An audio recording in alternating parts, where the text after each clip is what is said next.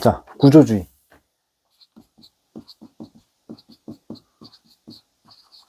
모더니즘. 제목을 이렇게 달아봤습니다. 서양 철학사 강의가 이제 거의 마무리가 돼가고, 한 2번 정도만, 오늘 하고 2번 정도만 더 하면 이제 최종 결론에 이르게 될 것 같은데요. 오늘은 이제 구조주의와 모더니즘이라는 제목으로 최신 현대 철학, 거의 가까이 다가왔습니다. 자, 구조주의와 모더니즘은 사실은 뭐 같은 개념은 아니죠. 엄밀하게 말하면 이제 모더니즘이 조금 더 큰 개념이 되겠죠. 모더니즘이 요만한 개념이라고 하면 아주 모더니즘의 극강, 모더니즘의 아주 강력한 부분들, 그런 것들을 우리가 구조주의다. 이것이 큰 원이 모더니즘이면 이렇게 표현할 수 있겠죠. 그럼 모더니즘이 뭐고 구조주의가 뭐냐? 모더니즘이라고 하는 것은 어떠한 경향성이 되겠죠. 경향성, 특정한 경향성이란 말이에요. 경향성. 어떤 현대 철학에 있어서 어떤 경향성을 모더니즘이라고 그러냐? 모더니즘은 모더니즘이 나타나게 한 그 배경, 안티테제가 있겠죠. 그것에 저항해서, 반대해서 모더니즘이 나온 거잖아요. 모더니즘이라고 하는 것은 어떤 합리성, 어떤 근대화, 이런 것들을 상징하죠. 모더니즘, 모던하다, 뭔가 현대적이다, 이런 뜻이잖아요. 현대성. 그러니까 건축에서 사실 이제 비롯된 것인데, 경향성, 합리성, 현대성, 뭐 이런 것들을 이야기하더라. 더 나은, 지금보다 더 나은 어떠한 경향성, 규칙, 어떤 규칙, 뭐 규정, 뭐 이상향, 혹은 뭐 유토피아라고 할까요? 유토피아니즘? 유토피아? 이런 것들을 통해서 느껴지는 뉘앙스가 파악이 되시나요? 그걸 이제 모더니즘이라고 이야기를 하는데, 과거 예를 들어서 뭐 어떤 것들이 있을까요? 과거에 뭐 조선 왕조가 있었다가 일제시대가 있고, 그로 인해서 이제 갑오개혁이 있었잖아요? 그러니까 갑오개혁의 정신이라고 할까요? 뭔가 세상이 근대화돼야 된다. 현대화되자. 나아가자. 합리성. 인간의 합리성. 그러니까 쉽게 말하면 인간 이성에 대한 확신이죠. 인간 이성에 대한, 인간 이성 중심주의.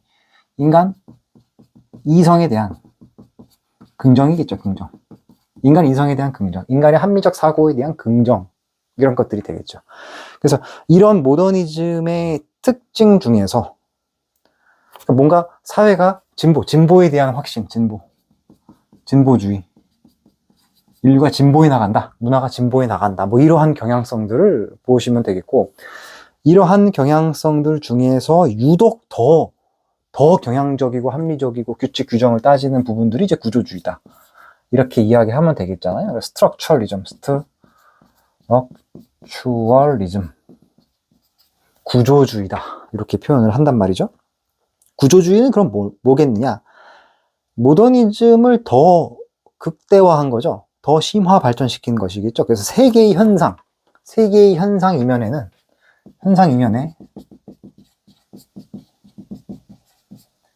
작용하는 구조가 있다. 스트럭처가 있다. 그리고 실존주의에서 인간은 자유롭다라고 이야기했는데, 실존주의에 대한 반대 경향이거든요. 우리가 지금까지 실존주의를 봤잖아요. 실존주의에 대한 안티예요, 안티. 실존주의에 대한 반대. 실존주의에서 이야기한 건 뭐죠? 실존주의에서 이야기한 건 인간의 주체성 회복, 인간의 주관적 주체성, 자기 결단, 이런 것들을 강조했다라고 한다면, 야, 인간이 그렇게 자유로운 존재냐? 생각보다 인간의 자유로운 존재냐? 자유 실존을 이야기했다면 그렇지 않더라. 인간의 자유이성이라고 하는 것도 자유의지라고 하는 것도 그것의 이면에 작용하는 어떠한 구조가 있더라. 그 구조를 파악해보자. 그 구조를 발견해보자. 라는 것이죠. 그러니까 모더니즘이 어떠한 인간 이성에 대한 합리성과 경향성, 진보에 대한 긍정, 그리고 어떤 뭐라 그럴까, 산업혁명 이런 것들을 통해서 우리가 좀 더 발전할 수 있고 나아질 수 있다라고 하는 그런 어떤 인간 문명과 이성에 대한 확신, 이런 것들로 가득 찬 그러한 개념이라고 한다면, 그것이 더 극단화된 것이 구조주의죠. 그렇죠? 그래가지고 보이지 않는 구조에 의해서 지배받고 있다. 그래서 스피노자, 뭐 구조주의자는 아니지만 스피노자가 이야기했었던 범신론적 관점에서 인간의 자유의지도 부정되죠.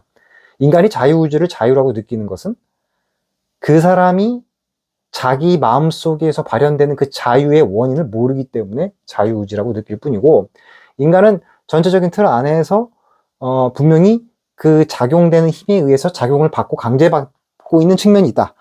이런 부분들을 이야기하죠. 그래서 모더니즘은 이제 원래 건축에서 나온 그런 개념입니다. 건축에서 나온 개념이 이제 철학적인 전반, 그리고 사회 문화 전반에 영향을 미치게 된 것이죠. 그래서 요런 부분들이 있다. 그래서 오늘은 이제 구조주의와 모더니즘이라고 하는 제목 하에 한번 이 사상가들의 사상들을 한번 바라보겠다, 공부해 보겠다라는 것이고요. 첨언으로 이제 다음 시간에 우리가 공부하게 될 것은 구조주의와 모더니즘이니까 다음 시간에는 당연히 뭘 공부하겠습니까? 후기 구조주의. 다음 시간에는 후기 구조주의를 뭐라 그러겠어요? 후기 구조주의. 모더니즘은 이제 포스트 모더니즘, 포스트 과거, 그러니까 다음 포스트 모더니즘이 되겠죠. 다음 강의 내용은. 그래서 후기 구조와 포스트 모더니즘이 같은 맥락에서 있고, 구조주의와 모더니즘이 같은 맥락에 있다라는 것이고요. 그래서 오늘은 이제 구조주의와 모더니즘에 대한 이야기를 해보는데, 이제 우리가 여기까지 왔으면, 현대 철학까지 오게 되면, 최신 철학까지 오게 되면 이제 다원주의입니다. 특정한 철학자의 견해가 모든 인식론, 존재론, 존재론, 그 다음에 윤리론, 이런 가치론, 미학, 모든 영역, 윤리학, 모든 영역을 다 통괄해가지고 이렇게 정리하는 그런 어떤 이런 접근 방법이 이제 적용되지가 않죠. 사상가들마다 이제 다양한 관점들을 다원적으로다가 진리의 한 표면만을 이야기하고 있기 때문에 더 이상 이제 과거처럼 대단한 철학자, 위대한 철학자 한 명이 나와서 그 시대를 다 풍미해버리고 모든 철학자의 어떤 경향성을 다 정리를 해버리고 이런 시대가 끝났습니다. 그런 시대가 도저히 이제 올 수가 없고, 이제는 각자 분열돼서 각자의 영역에서 전문성을 발현을 해서 어떤 철학적 아이디어를 제시를 하는 그런 시기가 된 것이죠. 그래서 오늘은 이제 크게 한 5가지 정도, 5명의 사상가들에 대해서 이야기할 텐데, 아마 여러분들 다 한 번씩 다 들어본, 우리가 살면서 한 번씩 다 들어본 사상가들의 이름이고, 당연히 그 사상가들의 사상을 뭐 한 명 한 명씩 훑어보려면 한두 끝도 없기 때문에 중요한 관점, 특히 어떤 관점? 구조주의와 모더니즘이라고 하는 철학사의 큰 흐름 틀에서 바라봤을 때 그 사람들이 어떤 아이디어를 제시했느냐, 그런 것들을 이제 훑어 넘어가는 그런 이 시간을 갖도록 하겠습니다. 우선 이제 소시르라는 사람이 있어요. 소시르를 이야기 안 할 수가 없습니다. 소시르는 이제 언어학자였습니다. 언어학의 아버지라고 부르죠. 언어학의 아버지. 왜 언어학의 아버지라고 이야기했겠습니까? 인간의 언어를 공부를 하다 보니까 인간의 언어의 이면에는 어떠한 구조가 있더라. 그래서 구조주의자로 우리가 설명이 되죠. 그래서 소시르가 이야기한 구조라고 하는 것은 이제 흔히 이제 랑그와 파롤이라고 하는 개념이 있죠. 랑그와 파롤. 랑그와 파롤이란 말이에요. 랑그와 파롤. 파롤이라고 하는 것이 이 구체적으로 표현된 언어라고 한다면, 구체적으로 우리가 표현하고 있는 언어, 말, 소리, 언어마다 다 다르지만 인간의 언어는 다 발음이 다르죠. 그러니까 그 발음이 표현하고 있는 어떠한 언어의 문법 체계라고 하는 것이 있을 거잖아요. 체계, 문법, 혹은 그거 문법보다 더 위에 있는 어떠한 특정한 체계라는 게 있을 거란 말이에요. 우리가 바나나를 바나나라고 부르지 않아도 사실은 사과라고 이야기해도 돼요. 그렇죠? 그러나 그것을 초월해서 존재하는, 언어를 언어이게끔 만들고 언어를 통해서 의사소통하게 만드는 그 근본적인 어떤 이면에 깔려있는 문법 체계라는 것이 있단 말이에요. 언어 체계라는 것이 있단 말이죠. 그것이 있기 때문에 우리 인간은 언어를 통해서 소통할 수 있죠. 그렇죠? 그래서 그걸 뭐라 그런다? 랑그라 그런다. 그래, 파롤은 어떤 현상적으로 드러난 측면이다. 랑그는 그 현상적으로 드러나고 있는, 표면에 드러나고 있는 체계에 영향을 지배적으로 미치고 있는 어떠한 체제, 뼈다구, 문법, 이렇게 보시면 되겠죠. 그래서 저는 이걸 어떻게 보면은 뭐 굳이 표현하자면 본질과 현상, 이렇게도 뭐 substance와 phenomena 이렇게도 표현을 할 수 있을 것 같아요. 뭐 크게 보면 크게 보면은 과거 고대 철학의 어떻게 보면은 재탕이 아니냐. 구조주의라고 하는 것도 현상 이면에 깔려있는 구조가 있다. 날실과 시실로 이렇게 짜여져 있는, 직조되어 있는 어떤 구조가 있다.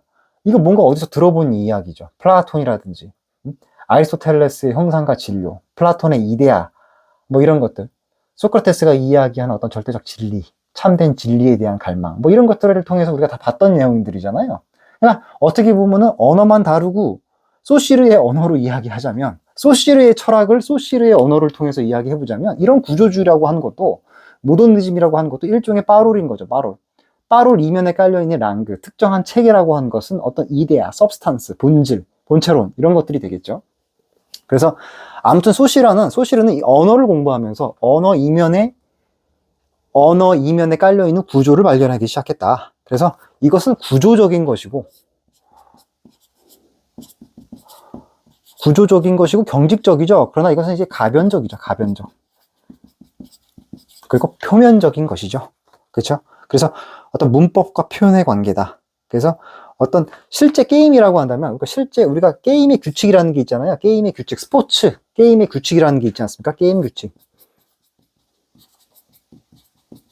게임의 규칙이라고 하는 것이 있으면, 이제 이것은 그 실제 게임, 실제 축구라든지 농구라든지 뭐 야구, 이런 실제 게임, 이렇게 게임에 비교를 해볼 수가 있겠다. 그래서 이것은 약속된 것이기 때문에 이 구조는 약속된 거란 말이에요. 약속. 근데 이것은 필연성이 없어요. 빠롤은 그냥 표현일 뿐이에요. 약속되지 않았어요. 이거는 부차적이고 임시적이죠. 부차적이죠. 그래서 우리는 이 약속된 체계에 대한 공통된 이해, 랑그에 대한 이해가 있기 때문에 빠롤을 통해서 소통할 수 있다. 뭐 이런 거죠. 그래서 소시르는 이런 스트럭처로서의 랑그를 발견을 했고, 언어학 연구를 통해서 이런 부분들을 이야기를 했고, 이러한 소시르의 언어학을 통해서 발견한 스트럭처리즘, 구조라고 하는 아이디어가 다른 사상가들에게, 다른 정치, 경제, 사회, 문화 모든 영역에 이제 영향을 미치기 시작합니다. 뭐가 영향을 미친다? 구조주의가 영향을 미치기 시작하더라라는 겁니다. 자, 그래서 두 번째로 이제 우리가 봐야 할 사람이 누구냐? 다 이제 우리가 한 번씩 살면서 들어봤던 사람들입니다. 이 사람을 이야기하지 않을 수가 없습니다. 너무나 유명한 사람이죠. 레비 스트로스. 레비 스트로스라는 사람 다 들어보셨을 겁니다. 이 문화인류학의 아버지죠. 문화인류학. 그래서 이 문화인류학 공부할 때 참 재밌게 공부했었던 게 이제 레비 스트로스인데요.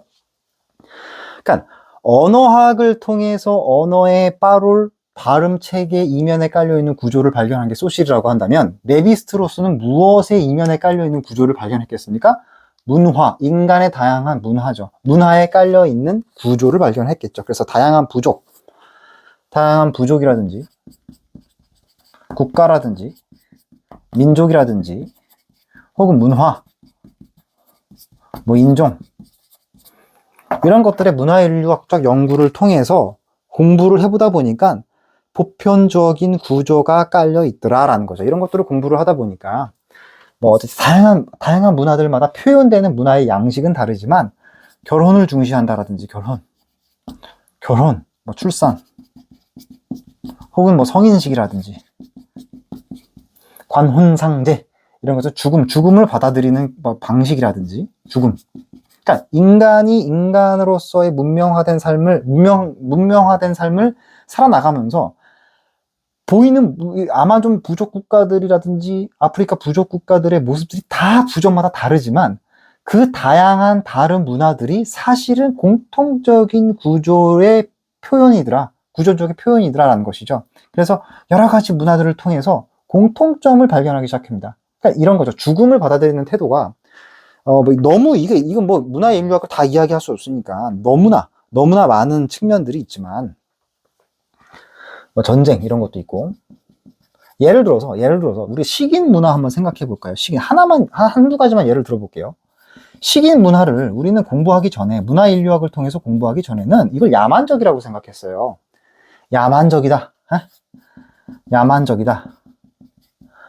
야만적이라고 생각했단 말이에요. 그런데 이 식인 문화가 사실은 민속학적 방법론을 통해서 그 부족 사회의 일원이 돼서 부족의 연구를 하다 보니까 이 식인 문화의 본질, 구조, 이면에 깔려있는 구조의 원리가 뭐였냐면, 사람이 죽으면 그 사람을 내가 영원히 간직하고 싶단 말이에요. 그 사람과 영원히 함께하고 싶단 말이에요. 그러니까 그 사람을 영원히 기억하고 나와 함께 살아갔으면 좋겠다라고 하는 어떤 그런 소망, 그 사람을 영원히 기억하겠다라고 하는 갈망, 그 사람에 대한 그리움, 이런 것들 때문에 이 사람의 신체의 일부를 먹어서 내 몸으로 체화시켜서 이 사람을 추모하고 이 사람과 함께 하고자 하는 문화였던 것이죠. 그러한 구조가 사실은 깔려 있었던 것이죠. 그것이 다만 이 어떠한 여러 가지 다양한 표면적인 이유들에 의해서 식인 문화로 드러났던 것 뿐이죠. 그러니까 이 식인 문화가 사실은 누군가한테는 야만적으로, 이 문화를 갖고 있지 않은 사람한테는 야만적으로 보이겠지만, 사실은 이 문화를 야만적으로 보고 있는 그 민족 또한 사실은 다른 방식으로 죽은 사람을 추모하고 있더라는 거예요. 예를 들어서 어떤 사람을 땅에 묻어가지고 무덤을 갖다가 자기 집 주변에다가 묻어가지고 내가 삶을 살아가면서 그 사람을 계속해서 추모하고 그 사람에게 제를 지내고 그러면서 그 사람을 영원히 기억하고 그 사람을 추억하고, 이러한 문화가 있다고 해보자고요. 그러면 식인 문화와 무덤을 통해서 장지 문화라고 하는 것은 다른 개념이지만, 전혀 다른 모습이지만, 사실 그 이면에 깔려있는 죽은 사람에 대한 존중과 그 사람에 대한 기억, 그 사람에 대한 추모라고 하는 죽음에 대한 어떤 의식은 사실은 구조적으로는 같은 것이죠. 그렇죠? 또 뭐가 있을까요? 또 어느 부족 국가에서는 사람을 갖다가 썩혀가지고 하늘에 매달아놔가지고 썩혀가지고 새라든지 독수리가 잡아먹게끔 만든다는 거예요. 그 왜 그러느냐? 그 되게 야만적이라고 볼 수 있겠죠? 근데 그걸 이제 뭐라 그러지? 이 단어가 갑자기 생각이 안 나는데, 그 무슨 장이라, 조장이라고 하나요? 세 조자를 써서 조장이라고 하나요?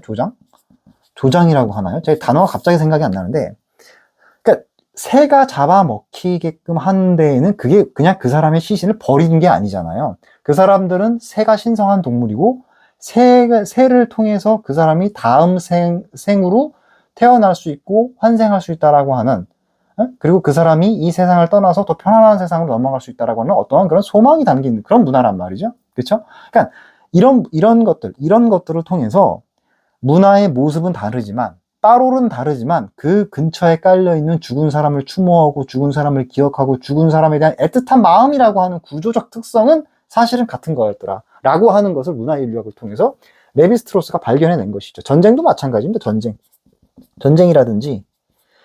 전쟁이라고 하는 것들, 부족 국가들 간의 어떤 결혼 문화라든지 이런 것들도 굉장히 나라마다 다르지만, 사실은 부족과 부족 사이에 사람이 왔다 갔다 하고 재물이 왔다 갔다라고 하면서 뭔가 서로와 서로 간에 끈끈해지고 서로와 서로 간의 부족 국가들끼리 어떤 연합이 되고, 이런 부분들이 어떠한 구조를 표현하고 있더라. 현상은 다르지만, 빠롤의 모습은 다르지만, 이 랑그, 그 이면에 깔려있는 구조는 동일하더라. 무엇마다 동일하다? 민족, 국가, 문화, 인종들마다 다 같은 의식을 갖고 있더라. 또 어느 부족 같은 경우에는 강아지가 죽으면 강아지의 꼬리를 잘라가지고 강아지 그 머리 밑에다가 놔준다는 거예요. 그게 무슨 의미냐? 강아지의 시신을 훼손하는 것이 어떤 나라한테는 굉장히 야만적으로 보이겠지만, 그 부족의 그 꼬리를 자르는 행위를 통해서 이 개가 다음 세계는 꼬리를 갖고 있지 않는 사람으로 태어나라고 하는 그런 어떤 기원을 갖고 있다는 거예요.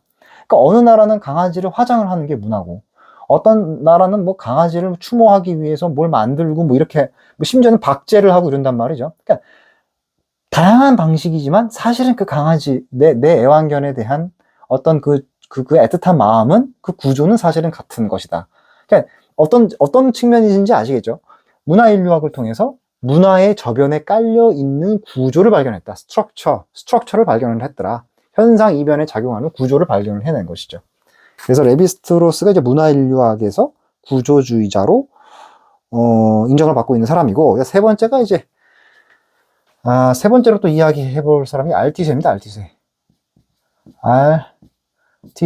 알티세르라고 표현하기도 하고 알티제 뭐 이렇게 표현하기도 하는데요. 알티세르는 뭐라고 얘기를 했냐? 이 사람은 이제 마르크스주의를 구조주의적으로 해석을 합니다. 마르크스를 구조주의적으로 해석하죠. 그래서 마르크스의 사상을 구조주의로 해석한다. 우리가 어떤 사람을 호명할 때, 누군가를 부를 때, 누군가를 호명한다라고 하잖아요. 호명. 누군가를 호명할 때 누군가가 누군가한테 이름 불려지고 무언가로 불려지는 것, 그것 자체가 누군가에 대한, 타인에 대한 규정이라는 거예요. 타인에 대한 규정. 이 타인의 규정이 무의식적으로 나 스스로를 규정하게 된다. 이 규정으로 우리는 정의된다. 규정되고 정의되더라. 규정되고 정의되고, 그리고 뭐예요? 길들여진다. 그래서 요즘 요즘 그런 말이 유행하잖아요. 요즘에 무슨 말이죠? 그 말 있잖아요. 너 가스라이팅 하냐? 너 나 가스라이팅 하냐? 이런 말 하잖아요. 그러니까 우리는 누군가를 직업으로 부르고, 누군가를 이야기하고 할 때, 규정하고 호명할 때에 사실은 이제 부드러운 가스라이팅이겠죠. 부드러운 가스라이팅, 부드러운 통제겠죠. 그래서 마르크스주의의 왜 구조주의적 해석이라고 이야기하냐면, 마르크스는 하부 구조, 특히 경제죠. 경제가 모든 것들을 규정하고 상부 구조를 규정한다라고 이야기했지만, 알티제가 발견해낸 측면은 어떤 측면이냐면, 경제뿐만이 아니라 하부 구조. 하부 구조만이 인간을 통제하고 규정하는 것이 아니고, 심지어는 상부 구조. 상부 구조의 부드러운 통제가 분명히 있더라. 라는 것을 발견해낸 거죠. 하부 구조뿐만이 아니라 상부 구조, 정치라든지, 문화, 심지어는 예술, 이데올로기, 이런 것들이 우리 스스로를 규정하고, 우리 스스로를 길들여지고, 가스라이팅하고 우리를 스스로를 통제하는 측면이 있다. 실존주의와는 왜 정반대인지를 알 수가 있는 거죠. 실존주의에서는 인간이 자유롭다, 이렇게 이야기했지만, 알티세르는 자유롭지 않은 측면들, 구조주의자들은 인간이 왜 자유롭지 않은지를 밝혀내는 것이죠. 구조를 밝혀내려고 하는 것이죠. 그죠? 그래서 그 구조 중에 하나를 이제 알티세르는 마르크스주의를 확대 해석해서, 심지어는 상부 구조도, 소프트한 측면들도, 그래서 이 알티세르의 사상이 이제 보통 이제 문화 제국주의에 많이 사용이 됩니다. 문화 제국주의를 통해서 헐리우드 영화를 수출을 해가지고 미국 문화를 수출하고 미국의 이데올로기를 은연중에 부드러운 방식으로 통제한다. 이런 식으로 이제 해석을 하는 것이죠. 제국주의적 관점, 문화 제국주의적 관점인 것이죠. 문화 제국주의적 관점. 그러니까 이것에 동의한다는 것이 아니라, 이것이 옳다는 것이 아니라, 이러한 측면이 있다는 것이죠. 이렇게 부드러운 가스라이팅 측면이 있다는 것이죠. 이 사람이 말이 맞다는 측면이 아니라, 그러니까 구조주의자들은 이러한 측면을 일부 발견해낸 것이죠. 이것이 옳다 그르다의 문제가 아니라 이렇게 볼 수도 있다. 그러니까 알티세가 이야기한 것은 이제 이런 측면이다. 너무 많은 사상가들이 있기 때문에 너무 많은 사상가들을 다 설명할 수는 없고, 대표적으로 5명만 보는 겁니다. 그러니까 네 번째 사상가는 뭐냐? 네 번째로 이제 제가 볼 사람은 이제 라캉. 유명한 사람이죠. 자크 라캉. 자크 라캉도 대단한 사람이죠. 자크 라캉. 정신분석학. 프로이트가 있습니다만, 프로이트도 말하자면 한두 끝도 없는데, 하여튼, 프로이트 다음으로 이제 자크 라캉. 정신분석학에서 어떤 구조를 발견해낸 것이죠. 프로이트가 자아와 초자와의 관계, 그리고 그 내면, 깊은 심연, 인간의 본성적 측면이 이드, 인간의 성적 충동이라고 하는 것이 어떻게 표상되는지, 어떻게 인간의 삶을 지배하고 영향 미치는지, 이런 측면을 밝혀냈다고 한다면, 자크 라캉은 이제 더 심화 발전시켜서 인간은 타자의 욕망을 욕망한다. 다 들어보신 말이죠. 인간은 타인의 욕망을 욕망한다.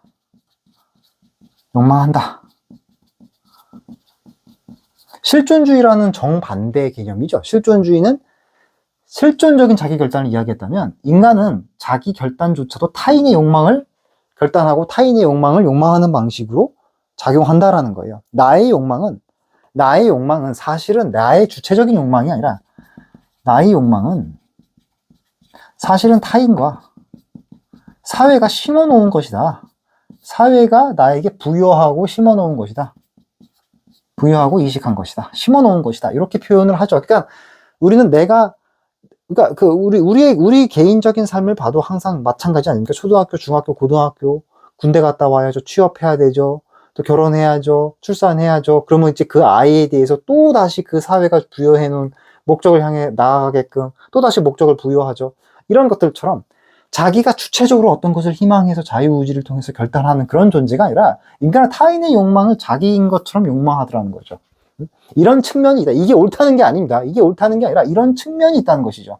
이러한 측면을 정신분석학을 통해서 이런 구조적 측면이 있다. 이런 구조적 측면이 있다. 그래서 이 자크라칸이 왜 구조주의자로 해석이 되냐면 인간의 무의식, 심지어는 무의식조차 무엇에 영향을 받는다? 사회 구조에 영향을 받는다. 구조, 스트럭처, 구조에 영향을 받는다. 영향을 받는다. 그러니까는 이 사람이 구조주의로 평가를 받는 거죠. 그래서 자크 라캉은 어디에서 구조주의를 발견했더라? 정신분석학 연구를 통해서 구조를 발견해냈더라. 마지막으로 이제 미셸 푸코입니다. 미셸 푸코. 미셸 푸코도 뭐 대단한 유명한 사람이죠. 미셸 푸코. 감시와 처벌이라는 책 아마 다 들어보셨을 겁니다. 감시와 처벌. 감시와 처벌이라고 하는 책을 통해서 우리는 이제 구조적 통제를 이야기합니다. 감시와 처벌. 감시와 처벌 해서 구조화된 어떤 감시, 구조화된 통제를 이야기하죠. 구조화된 통제. 그래서 아마 그 파놉티콘이라고 들어보셨을 거예요. 파놉티콘. 이 파놉티콘은 이제 뭐냐면 감옥인데, 감옥이 이렇게 원형으로 딱 돼 있단 말이에요. 원형으로 돼 있고 각 방들이 이렇게 있단 말이에요. 방들이 있고 파놉티콘 이렇게 방들이 있고 이 방들을 가운데에서 이 감옥을 다 볼 수 있는, 이렇게 볼 수 있는 감옥의 통제 장치인 어떤 그 감시소가 있단 말이에요. 교도소, 교도 행정직이 되겠죠. 이렇게 교도관이 있단 말이에요. 근데 문제는 이 교도관은 여기를 볼 수 있지만 이 각 방에서는 이 교도관의 모습을 볼 수가 없어요. 그러니까 이러한 파놉티콘의 구조 속에서 살다 보면 죄수가 어떤 감정을 갖게 되느냐. 나는 저 감시관을 볼 수 없지만 감시관은 항상 나를 언제든지 볼 수 있고 심지어 언제 보고 있는지는 나는 모른단 말이죠. 이런 죄수 상태로 오랫동안 살다 보면 어떤 현상이 발생하더라? 실제로 감시하는 사람이 있고 없고는 더 이상 중요한 게 아닌 게 돼요. 저 중앙통제소에서 실제로 나를 감시하는 사람이 있냐 없냐는 더 이상 중요하게 된 것이 아니고 내가 나 스스로의 행동을 감시하고 제한하게 됩니다. 그러니까 왜냐면 항상 누군가가 나를 보고 있다라고 하는 걸 의식하게 되니까 무의식적으로 이제는 내가 나 스스로를 감시하게 되는 것이죠. 이것이 사회에 이런 측면이 있다. 이렇게 구조화된 통제가 있다. 사회 전체가 파놉티콘의 모습은 아니겠지만 분명히 이 주체적인 개인, 실존적 개인을 뒤에서 누군가가 바라보고 있는 것처럼 우리가 살고 있는 이 인간은 실존적이지만은 않다는 것이죠. 분명히 내 뒤에서 누군가가 날 보고 있는 것처럼 내가 나 스스로의 행동을 자기 검열하더라. 자기 스스로 감시를 하게 되더라. 그런 무의식적 상태에 빠지게 되더라. 그래서 이런 구조화된 통제, 사회의 구조화된 통제를 밝혀내는 게 누구다? 미셸 푸코다. 그래서 미셸 푸코도 이 구조주의 이렇게 이야기를 합니다. 그래서 이제 여기까지가 이제 구조주의 사상의 그 다섯 명을 이야기를 했는데, 소시르, 레비스트로스, 알티셰르, 자크 라캉, 그 다음에 이제 미셸 푸코, 요 사상가들의 사상을 쭉 공부를 하다 보면, 어떠한 경향성을 또 하나 발견할 수 있는 게, 처음에는 구조주의라고 하는 것은 어떠한 현상의 원인, 근국적인 원인, 인과관계를 따져 묻기 위한 어떤 과정으로 보였어요. 그러니까 랑구아 빠로, 언어학을 통해서 랑구아 빠로를 이야기하고 레비스트로스가 문화인류학을 이야기할 때에는 뭔가 우리 사회의 이면에 깔려있는 보이지 않는 날실과 시실로 겹쳐져 있는, 직조되어 있는 구조를 밝혀내서 인간 사회를 보다 더 다원적으로 이해하고자 하는 그런 측면이 강했죠. 그렇죠?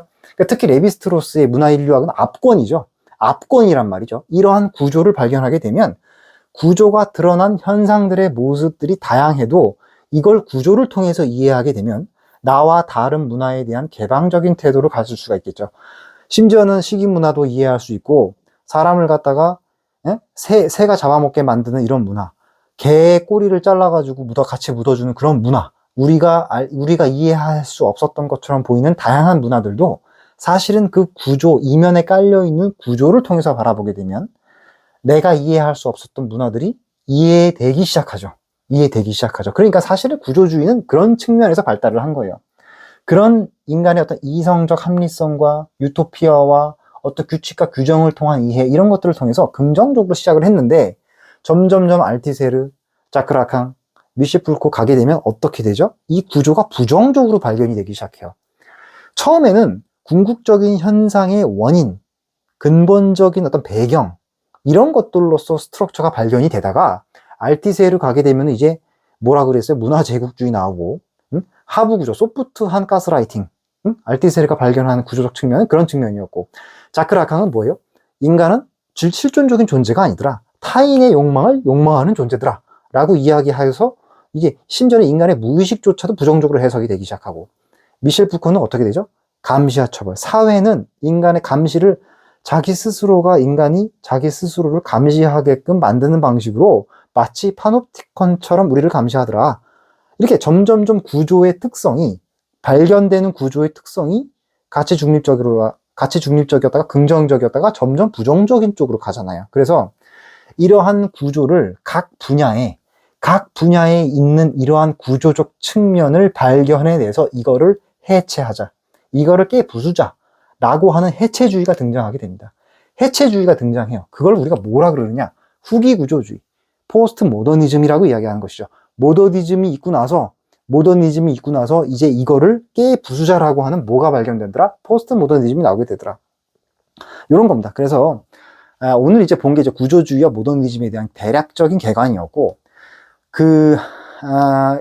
이런 사상가들에 대해서 잠못 공부를 하면, 제가 이제 이걸 공부를 하면서 느끼게 된 게 뭐냐면, 앞에 있는 철학사를 쫙 공부를 하고 나서, 이런 개별적인 사상가들의 이야기를 공부를 하면, 이 사상가들의 이야기가 전체 속에서 어떠한 특정한 진리, 특정한 부분적 진리를 표현해내는 걸로 읽혀질 수가 있어요. 근데 문제는 뭐냐면, 앞에 있는 사상가들의 사상적 이해를 없는 상태에서 이 사람들의 책들을 단행본으로 읽으면은 이게 잘못된 사고방식에 빠지는 게, 우리가 이제 선무당이 사람 잡는다 이런 말 있지 않습니까? 이런 사상가들의 책을 철학적인 앞에 배경 맥락 없이 이런 철학자들의 책을 딱 읽어버리게 되면 이게 모든 게 다 이 사람의 사상으로 설명이 되는 거예요. 예를 들어서 미셸 푸코의 책을 내가 읽었다, 감시와 처벌을 읽었다, 그럼 세상 모든 것들이 다 파놉티콘으로 보이기 시작합니다. 그리고 자크라캉의 책을 보게 되면 모든 무의식이 다 타인의 욕망처럼 보이기 시작해요.